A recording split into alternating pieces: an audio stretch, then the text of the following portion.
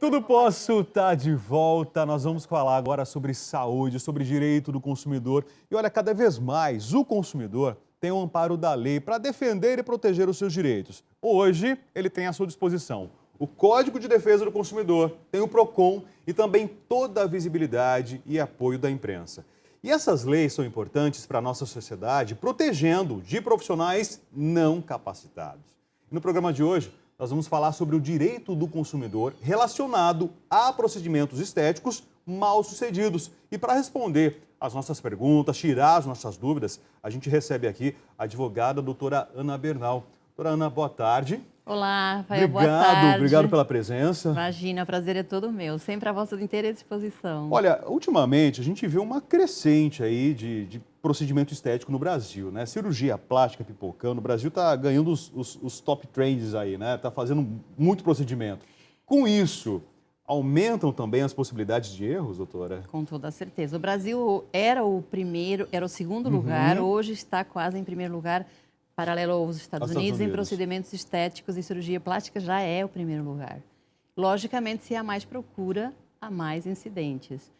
É uma preocupação grande hoje que devem ter as pessoas que vão procurar esses procedimentos, sejam estéticos, sejam cirúrgicos, procurar pessoas que são capacitadas para executar aquele trabalho. Ou deve ser técnico ou deve ser médico, dependendo do procedimento. Dependendo do procedimento, isso é importante. Exatamente, precisa ser um médico. Então, se o procedimento é invasivo, ainda que mínimo, precisa ser um médico para poder fazer esse procedimento.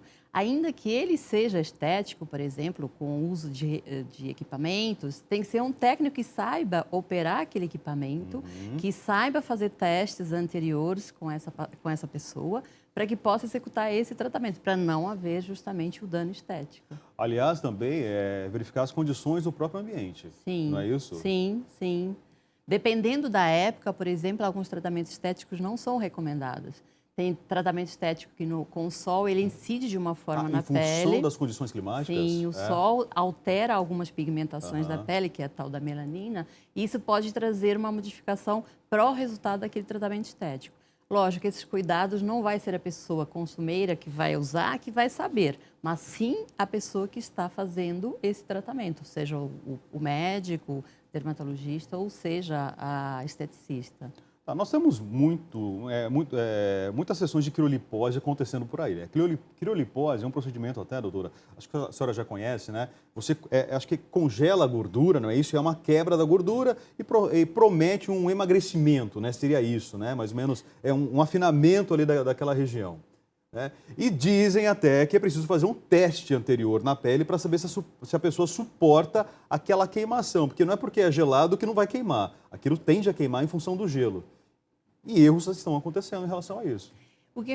É muito comum acontecer o seguinte, as pessoas vendem, primeiramente, algo que não é exatamente aquilo que é a sua função. Então, esse tratamento que você citou, nomeadamente, ele se aproveitaria para isso, mas ele não tem um resultado tão esperado como as pessoas esperam. Então, além do dano estético que pode ocorrer, no caso da queimadura com frio, porque tanto o gelo quanto o quente podem provocar queimadura, dependendo do tipo de pele, tem que também ter o cuidado de saber se aquilo que eu estou pagando vai ter o retorno que eu quero. Porque aí também você tem um dano não estético, mas você tem um dano financeiro.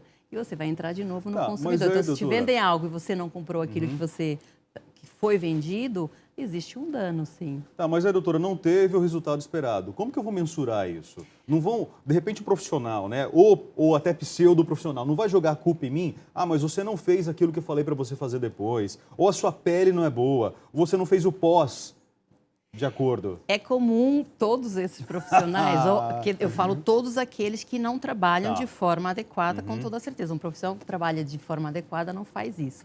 Fale exatamente isso. Você não tomou os cuidados, a sua pele teve uma reação que não foi esperada. Sim, fato é que tem pele que não tem o mesmo resultado que outra.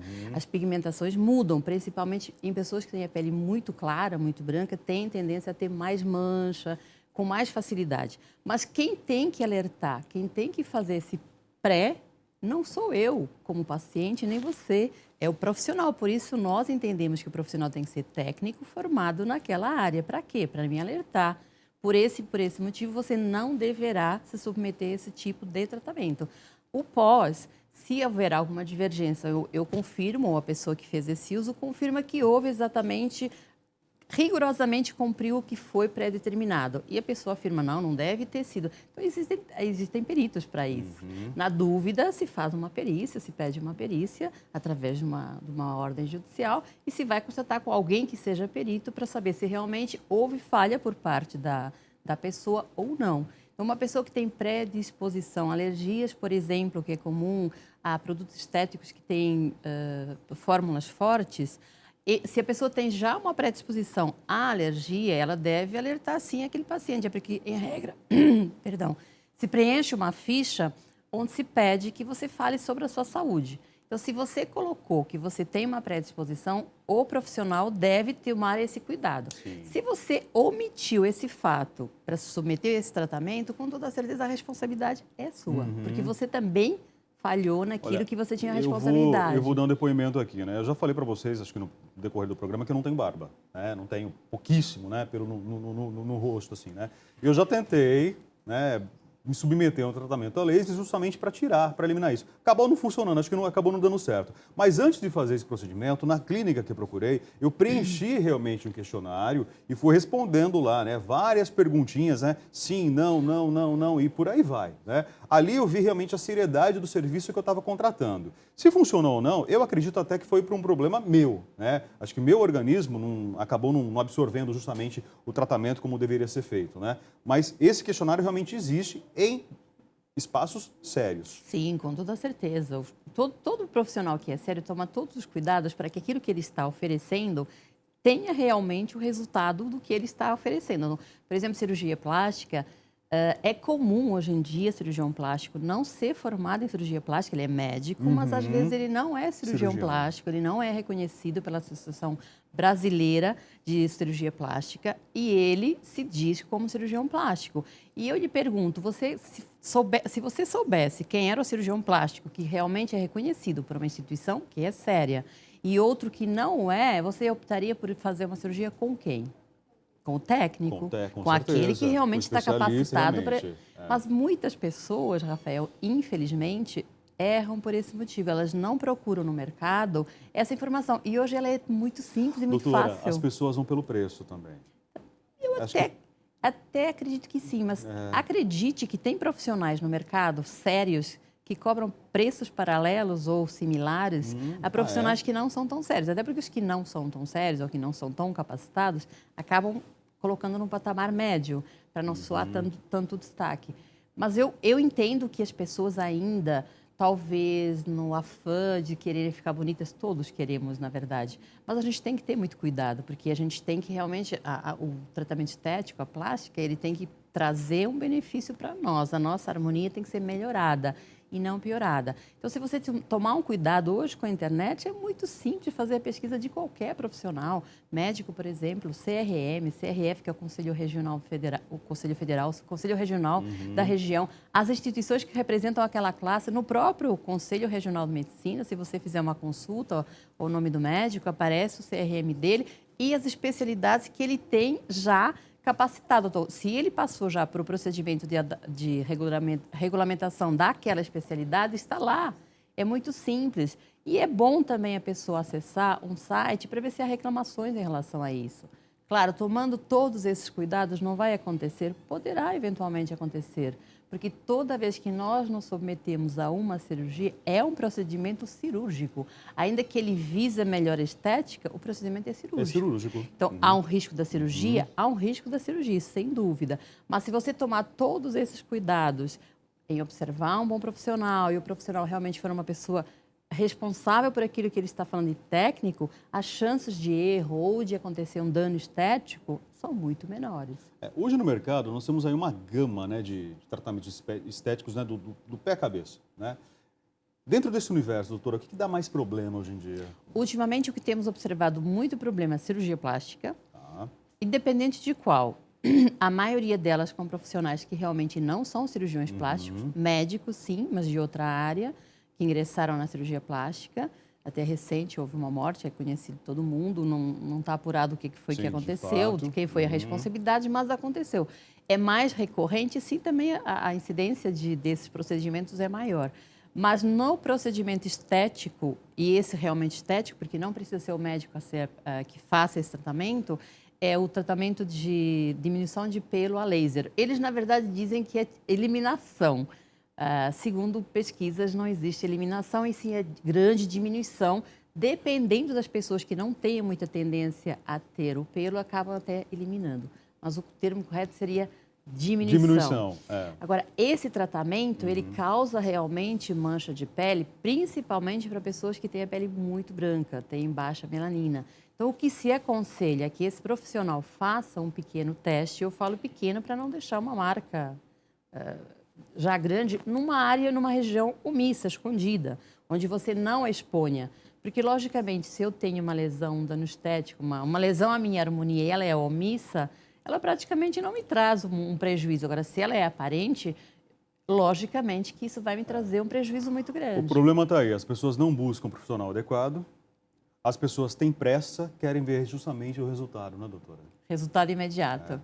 E não existem resultados imediatos, as coisas são gradativas. O que o Código de Defesa do Consumidor fala sobre esses procedimentos? De quem é a responsabilidade, doutora? Então? Toda vez que há uma lesão, então se eu estou falando de uma lesão, já ocorreu o dano. Há uma lesão estética, a harmonia do corpo, o físico é naturalmente de uma forma, houve uma lesão. Se houve uma lesão, seja ela cicatriz, queimadura ou mesmo a perda de um membro ou até de um órgão, né? Ela pode ser aparente ou não, mas é uma lesão. Então, toda vez que houve isso, tem que se apurar a responsabilidade. Prontamente, quem executou esse tratamento, se for um cirurgião, é ele que vai responder de imediato. Logicamente que depois poderão outras pessoas vir a responder, até porque, por exemplo, numa cirurgia, em regra, não tem um cirurgião só, tem um assistente, tem outras pessoas que participam daquele ato cirúrgico. Então, vai ser apurada a responsabilidade. Mas, com toda a certeza, num primeiro momento, é o cirurgião, a esteticista, que executou aquele trabalho. Se depois isso vai se alargar, por exemplo, numa esteticista, às vezes se alarga essa responsabilidade, se aumenta essa responsabilidade, chamando a pessoa que fabricou o fabricante daquele equipamento. Por quê? Porque, às vezes, esse equipamento não foi regulamentado no Brasil, tem algum procedimento que não está adequado. Então, ele vem também para poder responder e aumentar a responsabilidade. O que o consumidor tem que ter em mente sempre é, se houve um dano estético, se alterou a harmonia do seu físico, há sim responsabilidade de quem praticou aquele dano. Como isso vai ser apurado depois, é uma outra história. Às vezes é necessária uma perícia, sim, é necessária uma perícia, mas um profissional capacitado na área do direito com certeza vai dar toda essa orientação. Existem canais de reclamação também, como o PROCON, eles são muito bons, mesmo que às vezes eles não deem o retorno que a pessoa espera. Imediato, né, talvez. Sim, mas eles têm ali uma balização de quem tem reclamação, e isso é importante quando você vai consultar um profissional. Então, você já sabe que aquele profissional já teve muito índice de reclamação, opa, então é o primeiro motivo para eu ficar preocupada. Então, é importante, sim, as pessoas procurarem esses órgãos também. Tá, doutora, um caso foi laudado, foi confirmado que teve o dano. Como que depois isso é julgado, é analisado? Que tipo realmente de julgamento, né, por exemplo, o profissional sofre? Ele perde o direito de exercer a profissão? Ele tem que ressarcir a pessoa? Havendo constatação do dano, a responsabilidade daquele que lesou a vítima, ela com certeza vai ter que ser, para ser reparado, o dano que ele causou. De que forma? Os danos materiais, os danos morais e o dano estético. E até, às vezes, o lucro cessante. Então, por exemplo, uma pessoa que ficou acamada por um período longo para poder reparar aquele dano, ela deixou de trabalhar. Então, isso vai ser computado, isso é o lucro cessante. Então, o nosso Código Civil hoje, no artigo 949, ele fala expressamente isso. Toda vez que há lesão, há a obrigação do ofensor reparar aquele dano. De que forma? Reparando o dano material, moral e estético, em apuração. Então, o dano material é muito mais simples de apurar. Se eu tive um gasto de 20, 30 mil em consultas para reparar, tudo que eu gastei, eu tenho nota, eu tenho recibo, facilmente você apura esse valor. O dano moral e o estético, ele é um pouco mais complexo, porque ele é subjetivo. Então, o que os juízes, em regra, vão analisar? Através de jurisprudência, claro, que são julgados já existentes, isso é uma baliza, mas também o caso pontual, o caso concreto.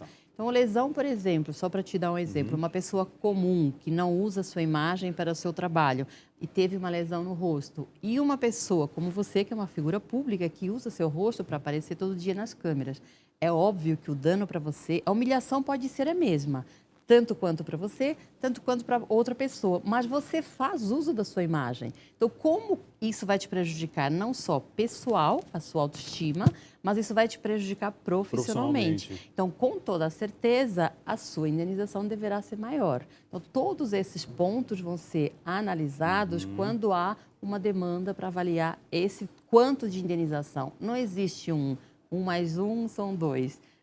Depende de várias coisas, casos, quem foi a pessoa, o poder econômico da outra pessoa que praticou a lesão é avaliado? É avaliado. Não adianta um juiz dar uma condenação a uma pessoa que tem um patrimônio de 100 mil reais, de 1 milhão. Ela nunca vai conseguir cumprir. Aí, acho que vem de novo aquela situação, né? A justiça não é uma ciência exata, né? Ela vai analisar humanamente cada caso. Então, gente, só para recapitular para vocês, né? O processo começa bem antes do procedimento acontecer. Primeiro, depende de você procurar realmente um profissional capacitado, saber realmente do histórico dele, né, doutora? Perfeito, perfeito. É isso aí, mesmo. a partir disso, se houve realmente o dano, aí então existe Código de Defesa do Consumidor, existe o PROCON, jurisprudências. PROCON, Código Civil, a legislação ampara totalmente esse consumidor que teve esse dano.